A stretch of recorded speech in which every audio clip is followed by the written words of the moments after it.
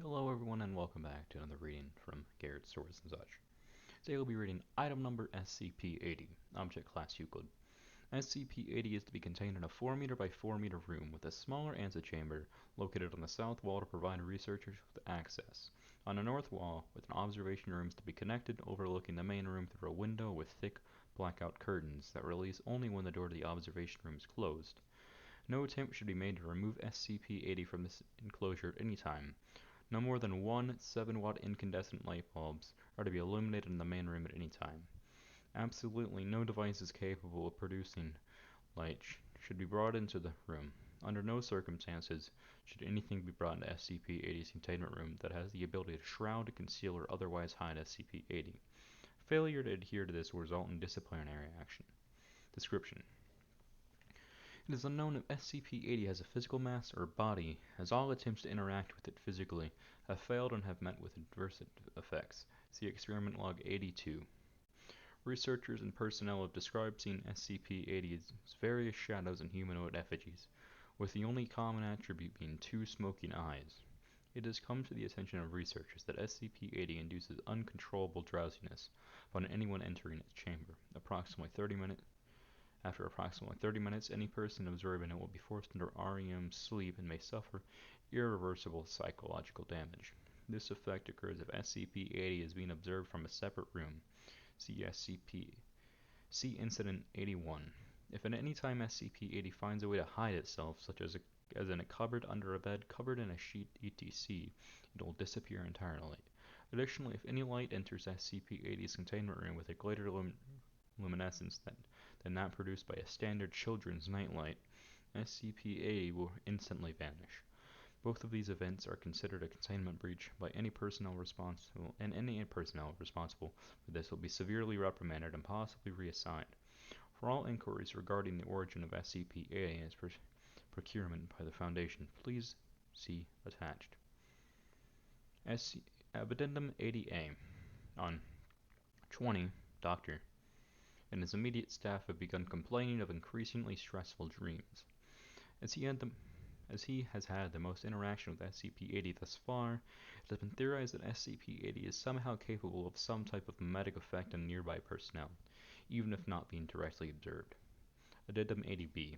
As of 20, following Dr. recent suicide, all personnel located in SCP-80's sector are to keep dream journals and are to inform psychologists if dreams become increasingly violent or nightmarish in nature. Addendum 80C.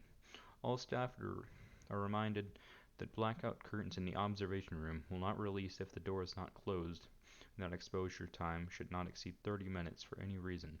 See Incident 81.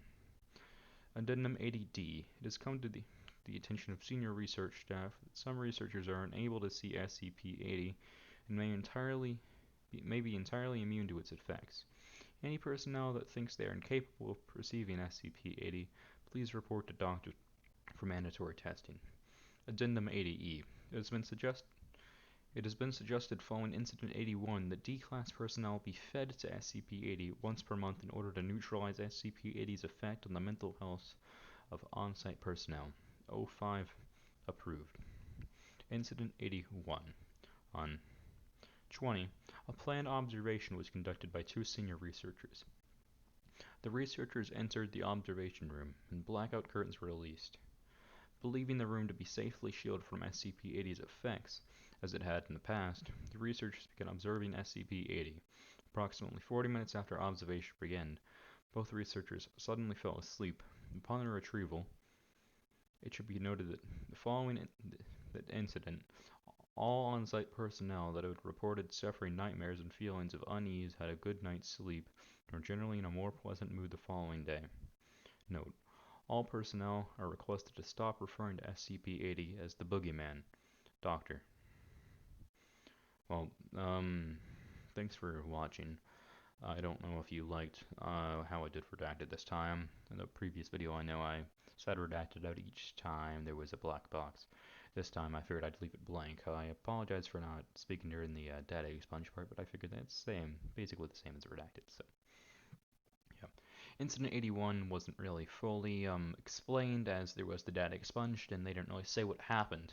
to them. Um, 1 second. Experiment log 82 seems like that might be a separate thing. So maybe at some point we will be looking at SCP-080's experiment log 02. If you would really like that, put that in the comments if that seems interesting to you. I can start doing tales too. I was thinking of doing some creepypastas. Anyway, thanks for watching. Remember, if you liked the video, like, subscribe, and comment what you would like next. Thanks for watching. I hope you have a great night.